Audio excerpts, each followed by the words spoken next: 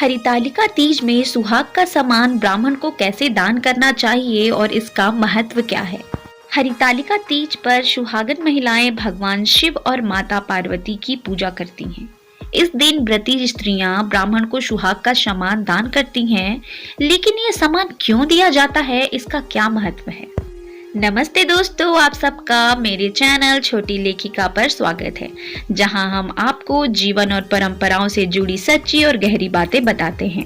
हरितालिका तीज सिर्फ व्रत नहीं, ये स्त्री की श्रद्धा, प्रेम और परिवार के लिए समर्पण का उत्सव है। दोस्तों, हरितालिका तीज केवल व्रत का नाम नहीं, ये हमारी सुहाग की रक्षा और पति की दीर्घायु जीवन का आशीर्वाद पाने का सबसे पवित्र दिन है। आज मैं आपको बताने जा रही हूँ कि हरितालिका तीज के दिन सुहाग का सामान ब्राह्मण को कैसे दान करना चाहिए और इसका महत्व क्या है।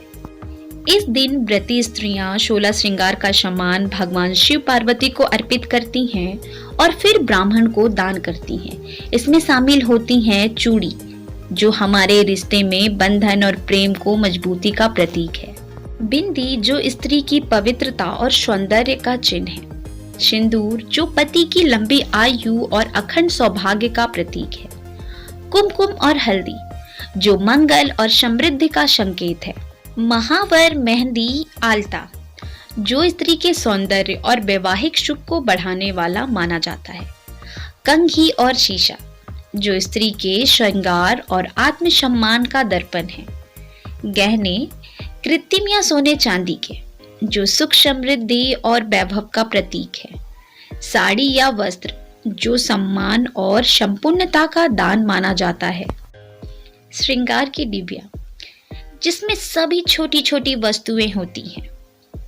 दोस्तों, इन सब को हम थाली में सजाकर लाल या पीले वस्त्र में रखकर ब्राह्मण स्त्री को दान करते हैं। माना जाता है कि इस दान से स्त्री का सुहाग अटल रहता है, जीवन में कभी विधवा योग नहीं आता और पति की उम्र लंबी होती है। कहा भी गया है कि दान केवल वस्त्र या गहनों का नहीं होता, दान होता है हमारी आस्था, हमारी श्रद्धा और हमारे प्रेम का। दोस्तों, जब हम ये सुहाग का सामान दान करते हैं तो दरअसल हम माता पार्वती से यही प्रार्थना करते हैं कि जैसे आपने भगवान शिव को पाया, वैसे ही हमें भी अटूट और सुखी दाम्पत्य जीवन मिले। दान का फल और महत्व हमारे रिश्ते को मजबूत बनाता है। इस दान से स्त्री का अखंड सौभाग्य सुरक्षित रहता है, परिवार में समृद्धि और शांति बनी रहती है, पति की उम्र लंबी होती है और रिश्तों में कभी दरार नहीं आती। यह दान करने से स्त्री को जीवन भर सुख और सम्मान मिलता है। तो दोस्तों, ये था हरितालिका तीज पर सुहाग का सामान दान करने का सही तरीका और उसका महत्व। आशा है कि आज की जानकारी आपको समझ आ गई होगी। अगर आपको यह वीडियो पसंद आया हो तो लाइक और शेयर जरूर करें, और हाँ, छोटी लेखिका चैनल को सब्सक्राइब करना बिल्कुल मत भूलिएगा। मिलते हैं दूसरे वीडियो में, तब तक के लिए धन्यवाद। और सभी बहनों को हरितालिका तीज की ढेर सारी शुभकामनाएं।